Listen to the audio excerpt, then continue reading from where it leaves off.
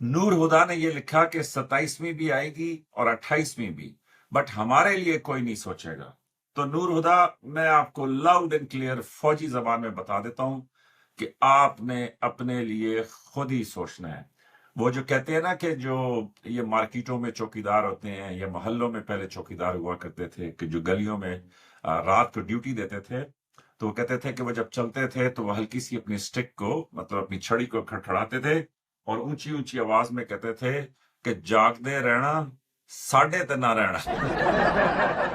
تو اس لیے اپنی زندگی کا یہ اصول بنا لیں کہ آپ نے اپنے لیے جو کچھ کرنا ہے وہ آپ نے خود کرنا ہے۔ ہاں، کوئی مہربان مل جائے، کوئی دوست، کوئی والدین، کوئی بہن بھائی، کوئی بیوی بچے، تو وہ آپ کی خوش قسمتی ہے، ورنہ بنیادی طور پہ اپنا خیال رکھنا آپ کا اپنا کام ہے۔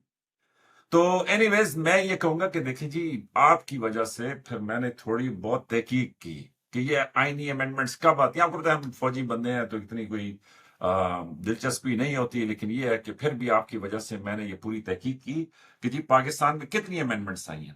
تو 26 آ چکی ہیں، 27ویں جو ہے اس کی شنید ہے کہ وہ آنے والی ہے۔ تو آپ کو معلوم ہے کہ یہ 1973 کا آئین تھا، اس سے بھی پہلے آئین پیش ہوئے تھے، لیکن 1973 کا آئین تھا کہ جس کے بارے میں کہتے تھے کہ جی بہت بڑی سکسیس تھی، وہ جو ہے نا ایک متفقہ آئین کے طور پہ پیش ہوا۔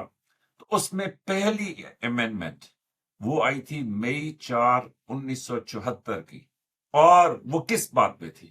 چلے آپ سے سوال پوچھتا ہوں اور مجھے یقین ہے کہ ایک بھی نہیں بتا سکے گا۔ تو پہلی آئینی ترمیم جو تھی وہ سب سے زیادہ تکلیف دہ تھی، وہ اس لیے کہ اس میں پاکستان کی جغرافیائی حدود کو ان کا دوبارہ سے تعین کیا گیا تھا، وہ اس لیے کہ بنگلہ دیش ہم سے علیحدہ ہو گیا، مشرقی پاکستان۔